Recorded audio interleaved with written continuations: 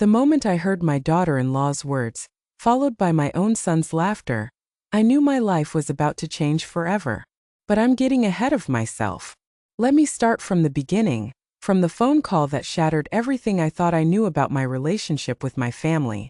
"Mom, something's wrong with all the cards." My son Michael's voice was trembling with panic through the phone. "Sarah and I are at lunch with her mother, and none of them work. Everyone's staring at us. This is humiliating."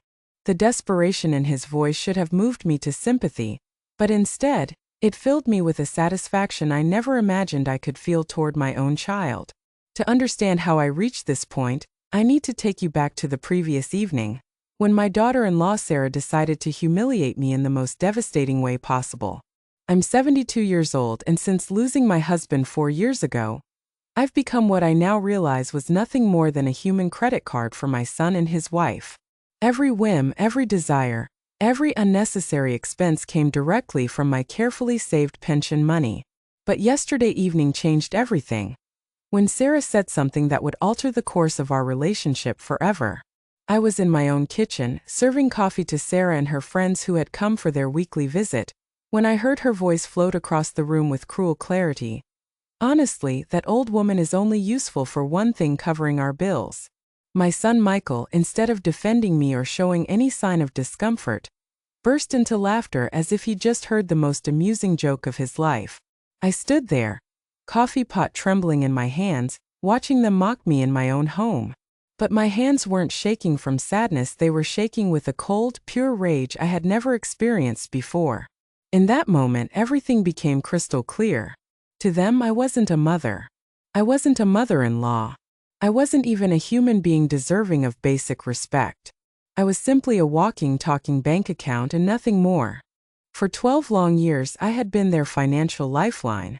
When Michael lost his job 3 years ago, I paid his rent for 9 consecutive months, $900 each month that disappeared from my pension while he half-heartedly looked for work.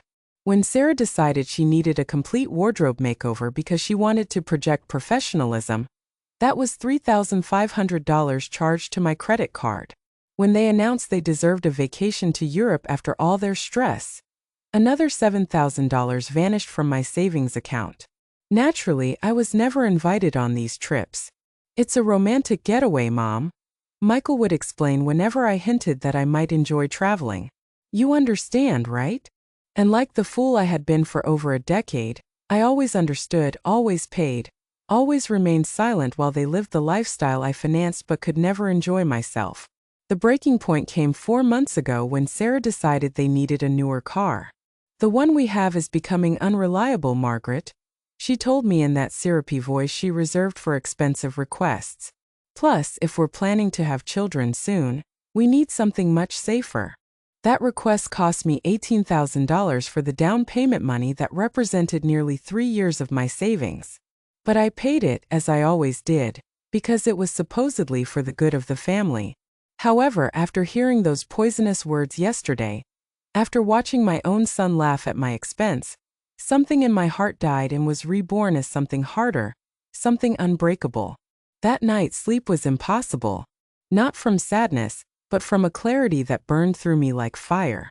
At 3:30 in the morning, I got up, turned on my computer, and began making the decisions I should have made years earlier. First, I canceled every single additional card they possessed in my name, all 6 cards they used as if they were their personal property. Then, I closed the joint savings account where I deposited money monthly for their so-called emergencies, that invariably turned out to be expensive dinners and designer purchases. I also changed every password to my bank accounts and removed their names from all automatic transfers. By 6 a.m., when my work was complete, I poured myself fresh coffee and settled into my favorite chair. For the first time in years, I felt genuinely at peace. I knew my phone would soon ring with desperate demands for explanations, and I was finally ready to provide them. The call came at exactly 9:20 in the morning. I was enjoying my second cup of coffee when Michael's name appeared on my screen. I didn't answer immediately. I let it ring 4 more times while I savored this moment of power I hadn't felt in decades. When I finally picked up, his voice was frantic, almost hysterical. "Mom, why aren't any of the cards working?" I'm here at Harborview Restaurant with Sarah's mother, trying to celebrate her birthday, but nothing's going through. It's completely embarrassing. People are watching us and the server keeps asking if everything's all right. I don't have enough cash to cover a $250 bill. What's happening? The irony was absolutely delicious. They had chosen Harborview Restaurant, the most expensive establishment in town, to impress Sarah's mother, the same place where I had never been invited despite funding their family celebrations there for years. Now they sat surrounded by the high society they desperately wanted to impress, unable to pay for a single meal. "Good morning, Michael," I replied with a calmness that surprised even me. "The cards aren't working because I've decided to stop financing your lifestyle." "What? Are you losing your mind? We're in public. Sarah's mother is sitting right here. How am I supposed to explain that my own mother has abandoned us? This is absolutely ridiculous." "What's ridiculous, son, was listening to you laugh yesterday when your wife declared that I'm only good for paying bills. What's ridiculous is realizing that for 12 years, I've been treated like an ATM machine instead of your mother." A long silence followed. I could hear voices in the background, probably Sarah and her mother, wondering what was happening. The server was undoubtedly waiting for payment while other diners began to notice the uncomfortable situation developing. "Mom, please don't do this now. We can discuss this later, but I need you to reactivate the cards immediately. Just for today, I promise we'll talk." I cut him off. "No more promises, Michael. I've heard identical promises for 12 years. For 12 years, I've been your convenient solution to every problem. But yesterday I learned something crucial. You don't respect me, you don't value me, and you certainly don't love me the way I've loved you." "That's not true. Of course we love you. Sarah was just joking around. You know how she can be." "I know exactly how she is, Michael. And I know exactly how you are. That's precisely why I've made this decision." I could hear his heavy breathing. The situation at the restaurant was obviously becoming more tense with each passing minute. His mother-in-law had probably realized something was seriously wrong, that the gold card he always used to show off wasn't functioning. "Mom, please. We can't just stand here. What do you expect us to do? Wash dishes? Should we call the police? This is beyond humiliating." "Now you understand how I've felt for years," I replied. "The difference is, you're 37 years old and should be capable of solving your own problems. Are you sick? Are you feeling all right? This isn't like you, Mom. You've never been this heartless." Heartless? That word hit me like a physical blow.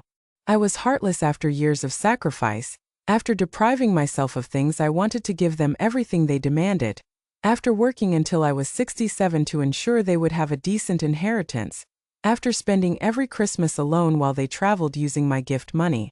Heartless was laughing at me yesterday, I said with an iciness I didn't know I possessed. Heartless was treating me as invisible for years except when you needed money. Heartless was making me feel like my only value as a mother and as a person was my bank balance. "Mom, Sarah didn't mean it that way. Sarah said exactly what she thinks and you agreed with her. You both make crystal clear what my role is in your lives." I heard louder voices in the background, Sarah asking what was happening, her mother making comments I couldn't distinguish, but that sounded increasingly annoyed. The server had probably already presented the check and was waiting with that forced patience they use when they sense trouble. "Look, Mom, I understand you're upset, but this isn't the way to handle it. We can sit down and talk like adults, but right now I desperately need your help. Just this one final time, and then we can change everything. Just this one final time." I actually laughed, and my own laughter sounded strange and bitter. Do you realize how many times I've heard that exact phrase? Do you know how many final times I've financed over the past 12 years? "But Mom." "No, Michael. Not this time. This time you're going to have to find another solution. You have jobs, you have friends, you have in-laws. Figure it out. How are we going to explain to Sarah's mother that my own mother has abandoned us in a restaurant? How am I going to face people who know us? Everyone will be talking about this." And there it was, the naked truth. He wasn't concerned about repairing our relationship or reflecting on how they had treated me. He only cared about his image, his reputation, what people would think, exactly as always. That's your problem to solve, son. For years I've worried about your image, your comfort, your happiness. Now it's time for me to worry about mine. You can't do this. You're my mother. Exactly. I'm your mother, not your employee. I'm your mother, not your personal bank. I'm your mother, not your financial safety net. And as your mother, I should have taught you years ago to stand on your own feet. Another longer silence followed. This time I could feel his desperation through the phone. He was probably calculating frantically, thinking about who he could call, how he could escape this situation without completely losing face. Mom, please. Sarah's crying. Her mother is asking what kind of family we are. The server has approached us 3 times asking if everything is okay. Please show some mercy. Mercy. Another word that made me tremble.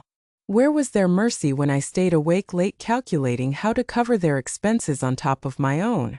Where was their compassion when I deprived myself of new clothes so I could fund their whims? Mercy is earned over years, Michael, and you too lost it yesterday. I hung up the phone. My hands were trembling slightly, but not from fear or sadness. They were trembling with adrenaline, with a sense of power I hadn't experienced in decades. For the first time in years I had put my own needs first. For the first time in years I had said no. For the next 40 minutes my phone rang constantly. First Michael again, then Sarah, then a number I didn't recognize which I assumed belonged to Sarah's mother.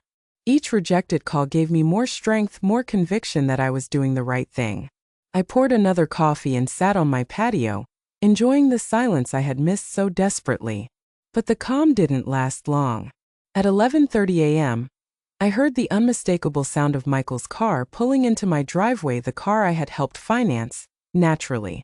2 doors slammed, and I heard hurried footsteps approaching my front door. The pounding started immediately, loud and aggressive. Mom, open this door. We need to talk. Michael's voice sounded different now, more desperate but also more threatening. I know you're in there. Your car is in the driveway. I didn't move. I remained seated on my back patio, invisible from the front entrance, watching birds visit the feeder I had installed last summer. It was remarkable how small pleasures in life took on new meaning when you finally had peace of mind to enjoy them. Margaret. Now it was Sarah's voice, sharp and demanding. We know you're there. Stop acting like a child and come out here and face us. Face them as if I were the one who had done something wrong, as if I were the one who owed explanations after years of financial and emotional abuse. The irony was so absurd it almost made me laugh. The pounding intensified. I could hear they were using their feet now, not just their fists. My front door, the solid oak door my late husband had installed with such care, was being kicked as if it were the entrance to some dive bar. This is ridiculous, Sarah shouted. You made us look like beggars in front of everyone. Michael's mother-in-law had to pay for our lunch. A 75-year-old woman had to take money from her purse because her daughter-in-law is completely insane. So that's what happened. Sarah's mother had to rescue them. I pictured the scene. Michael sweating as he tried to explain why none of his cards worked, Sarah making pathetic excuses, and finally the older woman having to save the day. The humiliation must have been exquisite. Mom, please. Michael sounded close to tears. People are already gossiping. Everyone at the restaurant was staring. Some even took out their phones. This is going to be all over social media. Social media, of course, that was their biggest concern. Not the fact that they had hurt their mother, not recognizing they had crossed a line. They only cared about their public image, their reputation in those social circles where they loved showing off the lifestyle I financed. The pounding stopped momentarily, but I could hear their voices arguing in furious whispers. They were probably deciding their next strategy. I knew Sarah well enough to know she had a complete arsenal of emotional manipulations, and Michael had learned well from her over the years. Margaret. Sarah's voice changed tone completely. Now it sounded soft, almost sweet. I know you're upset, and you have every right to be. Maybe what I said yesterday came out wrong, but you know I didn't mean it. I was just joking with my friends. You know how women are when we get together, sometimes we say things without thinking. It was fascinating to hear how she could transform her personality in seconds. From the furious woman who had been screaming and kicking my door, she had morphed into the understanding daughter-in-law who had simply made a minor communication error. "Mom." Now it was Michael adopting the gentle tone. "I understand we hurt you. Sarah explained what happened yesterday, and you're right to be upset. But canceling the cards doesn't solve anything. It just makes everything worse for everyone. For everyone. Not for me, of course. For them, for their comfort, their lifestyle. My emotional well-being still wasn't part of the equation. Please, Mom. We can fix this. We can change things." Michael's voice cracks slightly. "But I need you to reactivate the cards today. I have bills due. The car insurance expires tomorrow, and Sarah has doctor's appointments this week. We can't just be left without money out of nowhere. Without money as if it were their money. As if I were responsible for their insurance, their medical appointments, their expenses as independent adults." In that moment, I understood with crystal clarity that they truly couldn't see the difference between my money and theirs. In their minds, my savings were a family resource, not the result of decades of work and sacrifice from a woman who had already paid her dues in life. "Margaret, please think about what you're doing." Sarah had switched strategies again. Now her voice sounded concerned, almost motherly. "What will people think when they find out you've cut off your own son? What will they say at church? What will your friends think?" The church. My friends. It was always the same with her, using my reputation, my relationships, my image as emotional leverage. As if my worth as a person depended on others' opinions. As if my dignity was less important than what people who probably didn't even know how I was treated might think. "Look, Mom." Michael had adopted a more serious, more adult tone. "I understand you want us to change some things. We can discuss boundaries, better ways to manage family finances, but this isn't the way. This is emotional manipulation." Emotional manipulation. The words echoed in my head like a slap. I was being emotionally manipulative after years of subtle blackmail, of being made to feel guilty every time I hesitated to give them money, of them using my maternal love to drain my bank account. The projection was so obvious it almost made me laugh. The pounding started again, but now more spaced out, less aggressive. They were realizing the brute force approach wasn't working. I could hear them moving around the house, probably trying to spot me through windows. "Margaret!" Sarah yelled from what sounded like my side window. "We saw your shadow. We know you're in there. Stop hiding like a coward." Coward. There was the real Sarah again, emerging when sweet manipulations failed. The woman who had called me that old woman the day before, who had turned my generosity into a source of mockery, who had trained my son to see me as a resource instead of a person. I stood up from my chair and walked slowly to the window from where she had shouted. I pulled back the curtain just enough for her to see me, and our eyes met through the glass. Her expression immediately shifted from fury to relief, then to that fake smile I knew so well. "There you are," she exclaimed as if she had just found a lost child. "Come on, open the door and let's talk like family." I looked directly into her eyes for a long moment, feeling in strange calm. Then very slowly I closed the curtain again. I heard her shriek of frustration, followed by more pounding on the window, but this time I didn't flinch. I returned to my patio and sat down again. The phone immediately started ringing, but I silenced it. For the first time in years, my home was truly my own. The shouting and banging continued for another hour, gradually losing intensity. From my back patio, I could hear fragments of their frustrated conversations, their desperate plans to make me change my mind. Sarah suggested calling a locksmith to force the door, but Michael reminded her that would be breaking and entering. Even in their desperation, they didn't want to risk real legal consequences. Finally, I heard car doors slam and the engine drive away. But I knew this was far from over. I knew Sarah well enough to know she was already planning her next move, probably something more elaborate and emotional. I wasn't wrong. At 3:30 in the afternoon, my phone started ringing with unknown numbers. First, it was Sarah's mother, her voice polite but firm. "Margaret, dear, I think there's been a misunderstanding. Sarah told me what happened, and I'm sure we can resolve this like civilized adults." I hung up without responding. Then it was my sister Helen, who lives across the country and had obviously received a heavily edited version of events. Margaret, Michael called me very worried. He says you're acting strangely and that you left them stranded at a restaurant. Are you okay? Are you feeling sick? I'm perfectly fine, Helen, I replied. Better than I've been in years, actually. But I don't understand. Michael says you canceled all their cards without warning. That doesn't sound like the Margaret I know. You've always been so generous with your family. Maybe that was the problem, I said. Maybe I was too generous for too long. But Margaret, they're your family. Sarah says you're punishing them for an innocent joke. Surely you can sit down and work this out. An innocent joke. It was impressive how Sarah had managed to rewrite history in just a few hours. What had been cruel humiliation in front of guests had now become an innocent joke that I had misinterpreted due to oversensitivity. Helen, have you ever felt like an ATM machine for your children? I asked directly. What?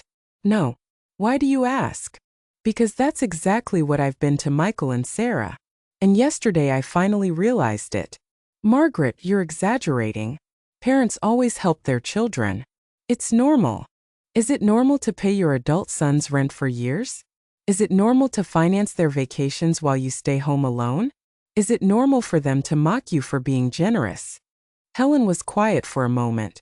Well, maybe they've taken advantage of your generosity somewhat, but cutting everything off at once seems very drastic. You know what's drastic, Helen?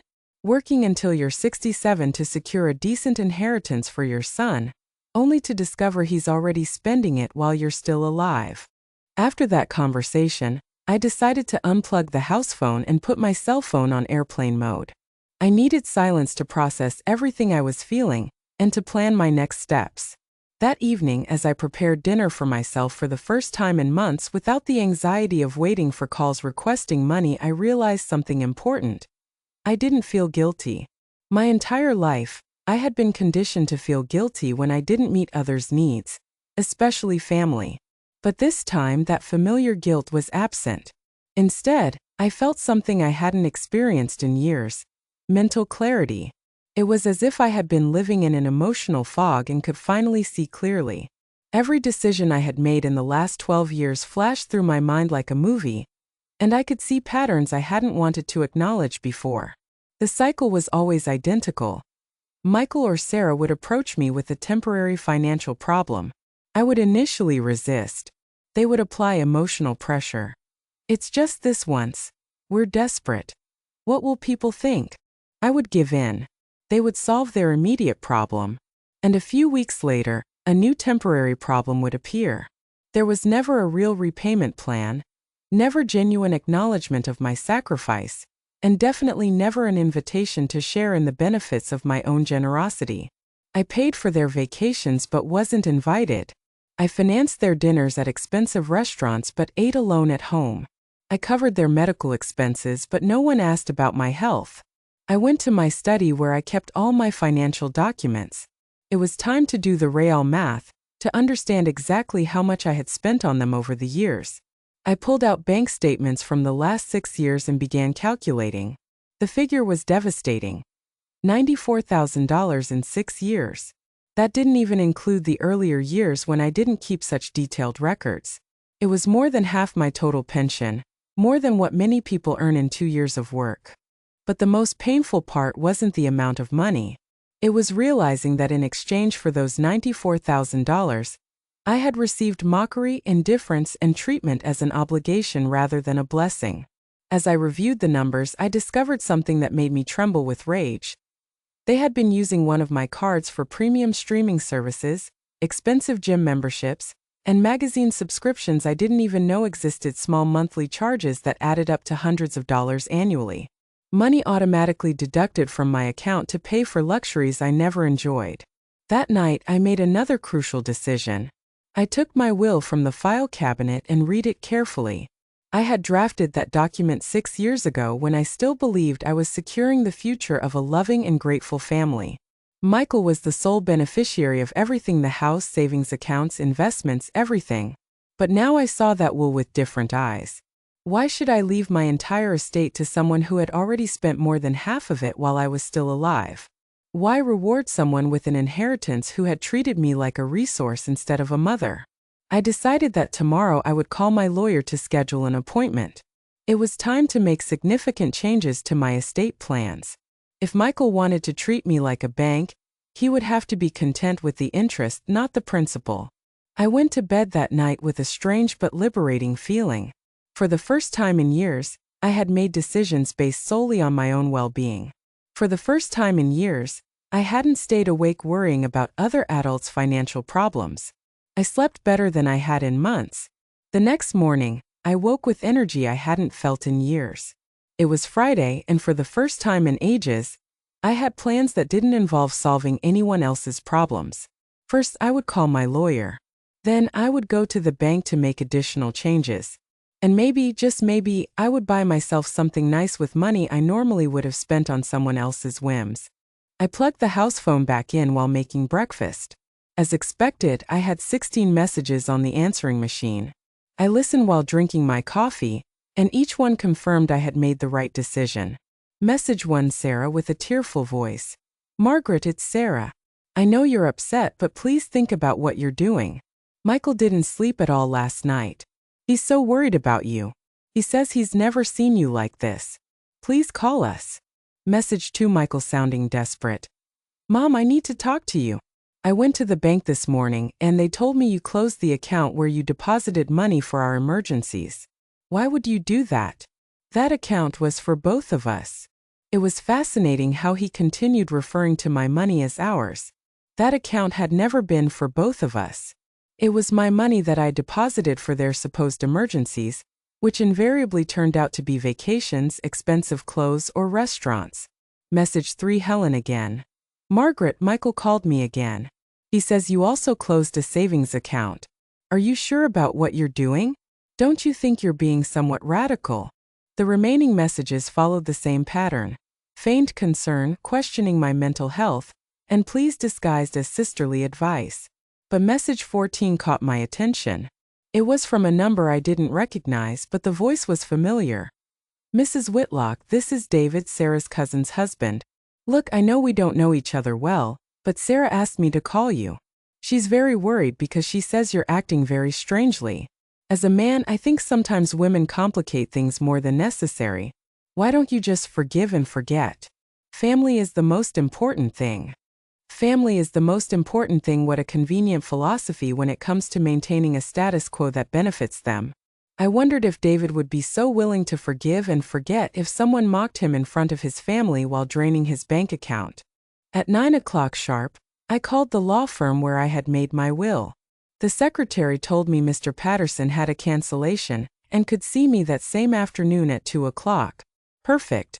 Then I called the bank and requested an appointment with the manager to review all my accounts and implement additional security measures. I also wanted to ensure Michael had no access to any information about my finances. As I was getting ready to leave, the doorbell rang. For a moment, I thought it was Michael and Sarah again. But when I looked through the peephole, I saw my neighbor Linda standing on the porch. Linda was a 64-year-old woman who had been widowed 3 years ago, and we occasionally chatted over the garden fence. Linda had never formally visited me before. Good morning, Margaret, she said with a warm smile. I hope I'm not bothering you, but I heard a lot of noise and shouting yesterday, and I wanted to make sure you were okay. I invited her in and served coffee. It was refreshing to have someone in my house who wasn't there to ask for money or emotionally manipulate me. Is everything all right? She asked with genuine concern. Yesterday I saw your son and his wife here for hours shouting and pounding on the door. I was about to call the police. I told her the whole story, not intimate details, but enough for her to understand the situation. Linda listened without interrupting, occasionally nodding with expressions of understanding. Margaret, she said when I finished, I have to confess something. For years I've watched how they treat you when they visit. I've seen them arrive in new cars, dressed in expensive clothes, talking on the latest phones. Meanwhile, you're still driving the same car from 10 years ago and shopping at discount stores. Her words hit me because it was external confirmation of something I had been denying internally. Others could see what I had refused to acknowledge. But what has struck me most, Linda continued, is that I've never seen them do anything for you. I've never seen them help with your groceries, fix something in your house, or simply visit without asking for something. Is it that obvious? I asked, feeling a mix of shame and relief. To someone looking from outside, yes. But I understand why you couldn't see it. When you're a mother, you always want to believe the best about your children. Linda stayed another hour, and our conversation was the most honest and liberating I'd had in months. She told me about her own experiences with adult children who expected her to solve all their problems, and how she had learned to set boundaries after being widowed. You know what helped me most? She said before leaving. Realizing that being a good mother doesn't mean being a martyr. You can love your children without sacrificing your dignity for them. Her words resonated in my mind all the way to the bank. In the manager's office, we reviewed all my accounts and implemented new security measures. I changed all passwords, added two-factor authentication, and ensured that only I had access to any financial information. Mrs. Whitlock, the manager said as he processed the changes, may I ask why these drastic changes? Do you have specific security concerns? Let's just say I've finally realized that my biggest financial security risk lives in my own family, I replied. The manager nodded with understanding. It's more common than you think, ma'am. We see many cases of older adults being financially exploited by relatives. You did the right thing protecting yourself. After the bank, I went to lunch alone at a small, cozy restaurant I had always wanted to try but never allowed myself the luxury. I ordered the most expensive dish on the menu, a glass of wine and dessert. The total bill was $52 less than what Michael and Sarah spent on a single round of drinks during their nights out. As I savored my lunch, I realized something important. It had been years since I had enjoyed a meal without constant anxiety about calculating costs, how much I might need to set aside for Michael's next emergency, or whether I could afford this small personal pleasure. For the first time in years, I was eating with true appetite and enjoyment. The appointment with Mr. Patterson, the lawyer, was revealing in ways I hadn't anticipated. When I explained the situation and my desire to change my will, he showed no surprise. Mrs. Whitlock, he said, reviewing my current will, I see we drafted this document 6 years ago. At that time, you designated your entire estate to your son Michael.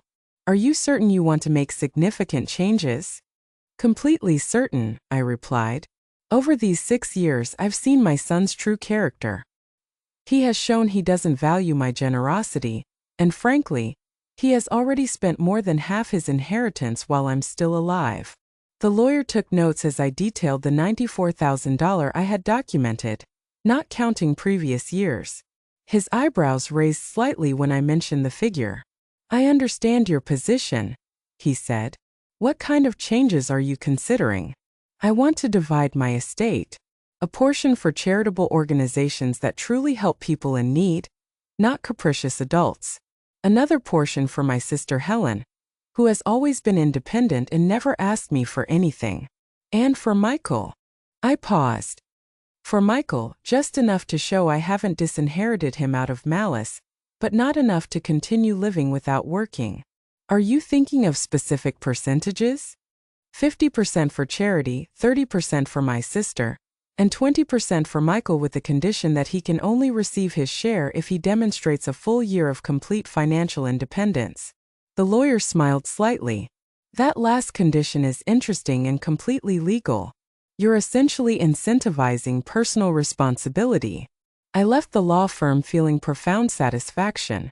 For the first time in years, I had made decisions about my future that reflected my real values, not my fears or maternal guilt. When I got home, there was an unfamiliar car in my driveway. An older woman, elegantly dressed, was standing on my porch. It was Sarah's mother, Patricia. Margaret, she said with a forced smile when she saw me arrive. Good you're here. We need to have a woman-to-woman talk. I invited her in, more from curiosity than politeness. I wanted to hear what version of events this woman had received. Look, dear, Patricia began once we were seated. I know there was a misunderstanding yesterday between you and the kids.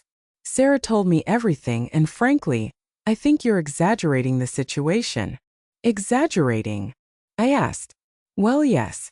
Sarah says she made a comment that you misinterpreted, and now you've taken very drastic measures. Canceling your own son's credit card seems like an extreme reaction to a simple joke between women. A simple joke between women. It was impressive how the narrative had evolved. Now it wasn't just an innocent joke, but also my fault for lacking a sense of humor. Patricia, I said calmly, do you give your daughter unlimited credit cards? No. Do you pay your adult daughter's rent? No. Do you finance your daughter's vacations while you stay home alone? Patricia shifted uncomfortably. Margaret, every family handles finances differently. Exactly. And I've decided to handle mine differently from now on. But think about Sarah and Michael. They're young, building their future. They need support. They are 37 and 34, respectively. At that age, I had already raised a son, worked for years, and saved for my old age without help from my parents. Times were different then. Times are different. That's true. Now there are more opportunities, better education, more access to bank loans. There's no reason two educated adults can't support themselves. Patricia changed strategies. Margaret, Sarah is very upset. She cried all night yesterday. She says she has always seen you as a second mother, and doesn't understand why you're suddenly rejecting her. A second mother who is only good for paying bills, according to her own words. That was a joke. Women always complain about their mothers-in-law. It's normal. Complaining privately is one thing, Patricia. Humiliating someone in front of guests is entirely different. The conversation continued for another half hour with Patricia using every manipulation tactic imaginable. Guilt? Think about how your son feels. Fear you're going to end up alone. Shame, what will people think? And even veiled threats. Sarah has contacts in social services. Finally, when she realized none of her tactics were working, she switched to a more direct approach. Margaret, I'm going to be frank with you. Sarah and Michael are considering seeking legal help. There are ways to declare a person mentally incompetent if they show erratic behavior with their finances. There it was, the real threat behind all the emotional manipulation. If I didn't submit voluntarily, they would try to take control of my finances by force. Patricia, I said, standing up, I suggest you consult with a good lawyer before attempting that. I just came from an appointment with mine, and he assured me that a person who protects their finances from family abuse is demonstrating mental competence, not the opposite. Her expression changed immediately. She realized she had revealed her cards too early. I didn't mean, she began backtracking. Yes, you meant exactly that, I interrupted. And now that I know your true intentions, I think this conversation is over. I walked her to the door in silence. Before leaving, she said, Margaret, I hope you reconsider. A family war doesn't benefit anyone. There is no war, Patricia. There is only a woman who has finally learned to value herself. After she left, I sat in my living room reflecting on what I had just heard. Not only were they planning to intensify emotional manipulation, but they were also considering legal measures to regain control over my money. That evening, I called Mr. Patterson and told him about Patricia's threat. He reassured me, explaining that declaring someone mentally incompetent requires solid medical evidence and an extensive legal process. Acting responsibly with personal finances doesn't qualify as evidence of incompetence. However, he warned me, I recommend documenting everything, recording conversations if possible, keeping records of their threats, and considering a preventative psychological evaluation to have evidence of your mental competence. That night, for the first time since this began, I felt a little fear.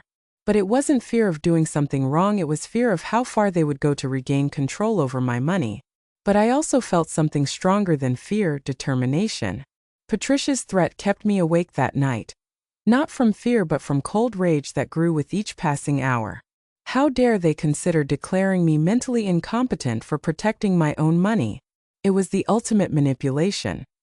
If you can't get what you want through persuasion, try to strip the person of their legal right to decide about their own life. The next day, Saturday, I followed Mr. Patterson's advice. First, I went to a private clinic for a complete psychological evaluation. The doctor, a professional woman in her 50s, listened as I explained the situation. "Mrs. Whitlock," she said after 2 hours of tests and interviews, "let me be perfectly clear. You are demonstrating exceptional mental lucidity, recognizing patterns of abuse, setting healthy boundaries, and protecting your financial resources are signs of a completely competent mind. In fact, I would say you're acting more rationally now than when you were allowing the financial abuse." She gave me an official report documenting my complete mental competence, dated and sealed. It was my insurance policy against any future legal challenges. When I returned home, I found Linda working in her garden. She came to the fence separating our properties with a worried expression. "Margaret, an older woman came by yesterday asking about you. She wanted to know if you had been acting strangely lately. I told her you seemed happier and more relaxed than ever." I told her about Patricia's visit and her veiled threat. Linda listened with growing indignation. "That's unbelievable," she exclaimed. "Trying to have you declared incompetent for not wanting to give away your money is the most absurd thing I've ever heard." "What bothers me most," I said, "is that they truly believe they're entitled to my money. They don't see it as my estate, they see it as their inheritance paid in advance." "You know what you need?" Linda said with a mischievous smile. "You need to get out and enjoy your freedom. When was the last time you did something just because you wanted to?" She was right. I had spent so many years living according to others' needs and demands that I had forgotten what it felt like to do something simply for personal pleasure. "There's a 7-day cruise leaving next Thursday," Linda continued. "I was supposed to go with my sister, but she had to cancel due to health issues. Would you like to come with me?" The idea thrilled me immediately. When was the last time I had traveled for pleasure? When had I slept in a bed that wasn't my own, eaten in restaurants without calculating costs, or simply relaxed without constant anxiety about Michael's next financial crisis? "I would love to," I replied without hesitation. That afternoon we booked the cruise. $1,800 per person for 7 days, all inclusive. It was a fraction of what I had spent on Michael and Sarah's last vacation, but this time it would be for my own enjoyment. Sunday morning, while figuring out what to pack for the cruise, the doorbell rang. It was Michael alone this time. He looked terrible, deep dark circles under his eyes, wrinkled clothes, a desperate expression. "Mom," he said with a broken voice, "please, we need to talk without Sarah, without shouting, just you and me." I let him in but kept my emotional distance. I had learned to recognize when I was being manipulated. "Mom, I'm desperate," he began. "The car insurance is due Monday, and I don't have money to pay it. If I don't renew it, I can't legally drive. And without a car, I can't get to work." "How much is the insurance?" I asked. $280. "And how much did you earn last month?" $3,800. But we have expenses: rent, food, utilities. What else do you spend money on?" He was quiet for a moment. "Mom, don't you understand? Living is expensive. Living is expensive when you have a lifestyle you can't afford," I replied. "Tell me one thing, son. How much did you spend on restaurants last month?" "I don't know. Maybe." "How much do you spend on streaming services, gym memberships, food delivery apps?" "That's different, Mom. Those are basic necessities." "Streaming services are basic necessities?" "In the modern world, yes. You can't live like a hermit." There was the fundamental problem. Michael genuinely believed luxuries were necessities, and that real necessities were someone else's responsibility. "Michael," I said calmly, "you're 37 years old. You have a college education and a job. Why can't you pay a $280 car insurance bill?" "Because there's no money left after everything else." "Then cut back on everything else." "It's not that easy. You can't just cut expenses like that." "Why not?" "Because we have a life to maintain. A life you can't afford. But you've always been there to help us." And there was the naked truth. He wasn't asking for temporary help, he was claiming what he considered his right. In his mind, I was a permanent part of his financial structure, not a mother who occasionally provided support. Michael, I'm going to ask you something, and I want an honest answer. Have you ever, in these 12 years, made a real budget and tried to live solely on your salary? He fell silent. Have you ever considered moving to a cheaper apartment? Silence. Have you ever voluntarily cut expenses so you wouldn't have to ask me for money? Mom, those are unfair questions. Unfair? It's unfair to ask a 37-year-old adult if he's tried to live within his means. You don't understand the pressure we're under. Sarah has expectations. Her friends live a certain way. We can't look poor. And when did you consider that my expectations and my financial pressure mattered? For the first time in the conversation, Michael was completely silent. I could see in his eyes that he was processing something he had never considered before. Mom, he finally said in a softer voice, I never thought. I didn't know you felt pressured. Really? You never wondered how I could afford your lifestyle while I ate beans and rice? You never wondered why I never bought new clothes but always had money for your emergencies? Tears began rolling down his cheeks. I thought you liked helping us. I thought it was your way of showing love. And it was, Michael. But you turned my love into an obligation. You turned my generosity into an expectation. And finally, you turned my sacrifice into a reason for mockery. Mom, what Sarah said was the final straw, but the glass had been filling for years. Michael cried silently for several minutes. When he finally spoke, his voice sounded different, more mature. What can I do to fix this? You can start by paying for your own car insurance. Michael sat in my living room for almost an hour after our conversation. We didn't talk much more, but I could see something had changed in his expression. For the first time in years, he seemed to be truly reflecting on his behavior instead of just looking for ways to get what he wanted.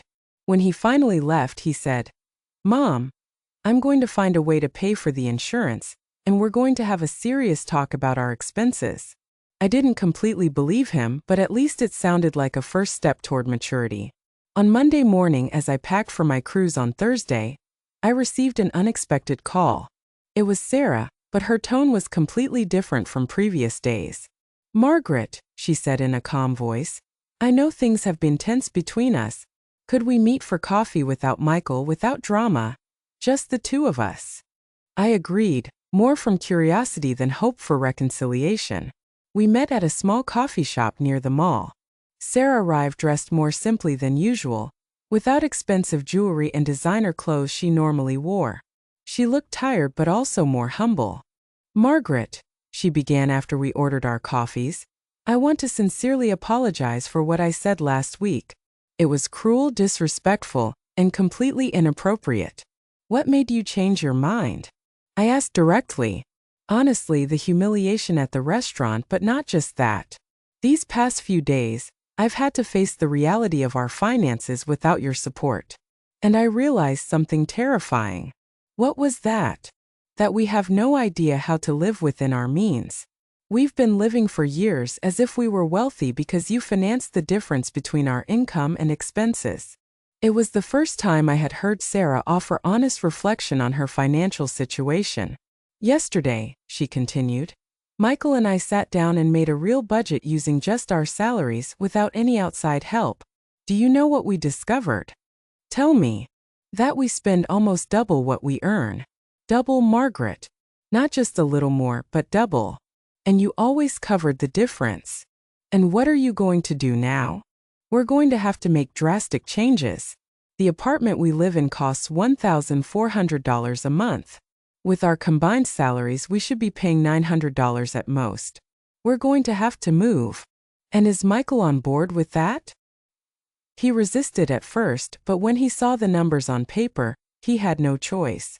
We're also going to have to cancel memberships, services, and completely change how we socialize. Sarah paused to sip her coffee. Margaret, I want to ask you something, and please be honest. When did you start to resent our financial dependence? The question surprised me with its directness.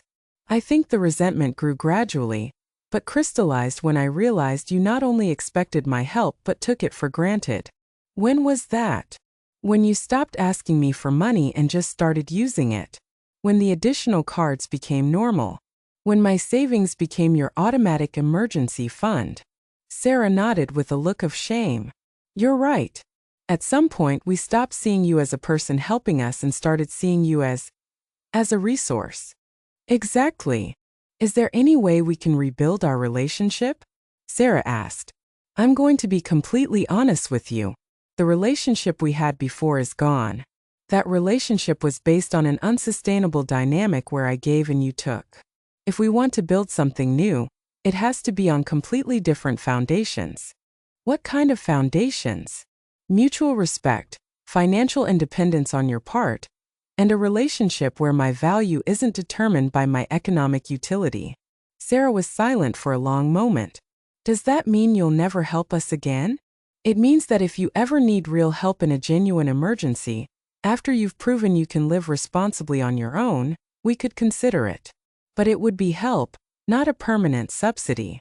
How long would we have to prove our independence? It's not a test with a deadline, Sarah. It's a lifestyle change. If you can maintain a balanced budget, live within your means, and build your own emergency savings, then you'll have demonstrated real financial maturity. And our vacations, our dinners at expensive restaurants? Those are things you'll have to earn with your own work, like most people do. Sarah looked genuinely overwhelmed. Margaret, I'm not sure we know how to live like that. Then it's time you learn. You have education, jobs, and abilities. The only thing you've lacked is motivation to be independent. And if we fail, then you'll fail as responsible adults, learning from your mistakes. But at least you'll fail as masters of your own decisions, not depending on someone else to solve your problems. We finished our coffees in thoughtful silence. As we got up to leave, Sarah said to me, Margaret, I know this doesn't fix everything, but I want you to know I've learned something important this week. What's that? That being an adult isn't just about age. It's about taking on adult responsibility. And we've been playing at being adults while you carried the real responsibilities. It was the most mature reflection I had ever heard her make. That night, as I finished packing for my cruise, I felt strangely at peace. I hadn't lost a family. I had left behind a toxic dynamic that was hurting all of us. If Michael and Sarah truly wanted to change, they would have to prove it with actions, not words. On Tuesday, I received a text message from Michael. Mom, I got a personal loan to pay for the car insurance. I also found a cheaper apartment. We're moving next month. I wanted you to know. It wasn't much, but it was something, a small step toward the independence they so desperately needed. That night I slept soundly, knowing that tomorrow I would begin my first truly personal adventure in decades. The cruise was a revelation. 7 days of waking when I wanted, eating whatever I craved, and doing activities just because they brought me pleasure. Linda turned out to be the perfect travel companion, independent, fun, and completely free of family drama. On the ship, I met other women my age who had been through similar experiences. During one dinner, a woman named Eleanor told me how her 3 adult children had drained her retirement fund before she finally said enough was enough.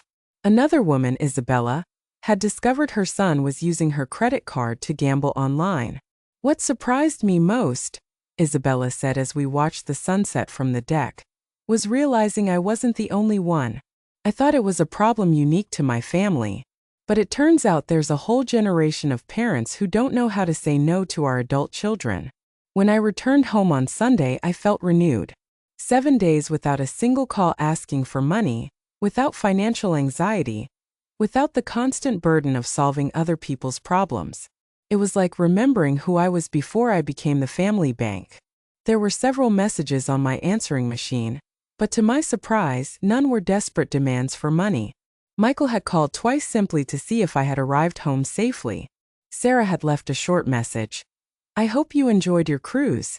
We'd love to hear about your experience when you have time. On Monday morning, Linda came to visit with coffee and pastries to hear all the cruise details. As we chatted on my patio, I saw Michael's car park in my driveway. But this time, instead of getting out immediately and heading for my door, he sat in the car for several minutes. When he finally rang the doorbell, his expression was different, nervous but also somehow more mature. Mom, he said when I opened the door, I know you just got back from your trip, but could we talk for a moment? I invited him in. Linda discreetly excused herself and went back to her house. Mom, I wanted to tell you what we've been doing this week, Michael began. Sarah and I moved into a smaller apartment. We're paying $500 less in rent per month. How do you feel about the change? Honestly, it was tough at first. The apartment is smaller, in a less fancy neighborhood. But after a few days, I realized something important. What was that? That I can sleep peacefully knowing we're paying for everything with our own money. I don't have that constant anxiety of not knowing how we'll cover next month's expenses. It was the first time I had heard Michael talk about financial anxiety from his perspective. It had never occurred to me that he might have also been stressed by the unsustainability of his lifestyle. We also canceled the expensive gym memberships and signed up for a basic one that costs 1/5 the price, he continued. And Sarah found a part-time job on weekends to generate extra income. Sarah is working more? Yes, and it was her idea. She says she wants to contribute more actively to our finances, instead of just managing money that comes from other places. I was surprised to hear that Sarah had taken that initiative. Mom, I also wanted to apologize formally, not just for what happened 3 weeks ago, but for all these years. I never realized I was treating you like an ATM instead of my mother. What made you realize it? When we had to make our first real budget, I realized I had no idea how much it really cost to live. My entire adult life, I had been living beyond my means because you covered the difference. Michael paused and looked me directly in the eyes. Mom, I want you to know that these last few days have been the first in years where I truly feel like an adult. Making my own decisions, solving my own problems, being responsible for my own consequences. And how does that feel? Terrifying but also liberating. I didn't know how much weight I was carrying until I got rid of it. Weight. The weight of knowing deep down that I wasn't truly independent. The weight of knowing I was living a financial lie. The weight of knowing my lifestyle depended on exploiting my mother's generosity. Those words hit me deeply. For years, I had thought I was the only one suffering in that dynamic. But it turned out Michael had also been carrying guilt and anxiety. Mom, I know I have no right to ask you for anything after everything that's happened, but there's something I'd like to ask you. Tell me, do you think we can ever have a normal relationship? A relationship where I'm your son who visits you because he loves you, not because he needs something. The question moved me because it implied he understood the difference. Michael, that relationship can start today if you want it to. I've always wanted to have a son who visits me because he cares about me, not because I'm useful. So, would you like it if Sarah and I came for lunch on Sunday? We'll bring the food, we'll cook, and we'll just spend time together. I would love that. After Michael left, I sat in my living room reflecting on everything that had changed in 3 weeks. I had lost my role as my family's financial savior, but I had gained something more valuable: my self-respect and the possibility of a genuine relationship with my son. That night, I called Mr. Patterson to ask about modifying my will again. After the conversation with Michael, I wanted to consider a different approach. Instead of punishing him permanently, I decided to create a will that rewarded demonstrated maturity over time. Mrs. Whitlock, the lawyer said, you're thinking of a tiered will based on behavior? Exactly. If Michael demonstrates real financial independence for 2 consecutive years, he could receive a larger portion. If he continues that pattern for 5 years, another larger portion. But if he falls back into old habits, we revert to the original plan. It's an intelligent structure that incentivizes long-term personal growth. As I hung up the phone, I realized that for the first time in years, I was planning my future based on hope instead of fear. Hope that my son had truly learned and grown. Hope that our relationship could heal. Hope that my final years would be lived with dignity and respect. I went out to my patio and looked at the stars. In the distance, I heard the sound of the fountain I had installed in my garden last year, a small luxury I had allowed myself only after years of doubting whether I deserved to spend that money on myself. Now I knew the answer. I had always deserved to treat myself with the same generosity I had shown others. It had taken me 72 years to learn that lesson, but I had finally learned it, and I would never forget it again. 3 months have passed since that transformative day. Michael and Sarah have kept their word.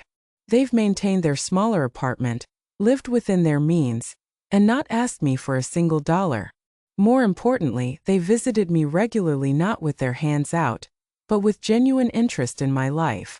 Last Sunday, Sarah brought me flowers she had grown herself, and Michael fixed my leaky faucet without me even asking. Yesterday, Michael called to tell me Sarah was pregnant. "Mom," he said, his voice filled with joy and nervousness, "we're going to have a baby. And I want you to know that this child will have grandparents who respect each other, not ones trapped in a cycle of financial dependency." As I prepare for bed tonight, I realize that sometimes the greatest gift you can give someone is teaching them to stand on their own feet. Sometimes the most loving thing you can do is say no. And sometimes losing who you thought you were is the only way to discover who you're meant to be. If you enjoyed this story, please consider subscribing for more stories about finding strength in unexpected places and learning that it's never too late to reclaim your dignity.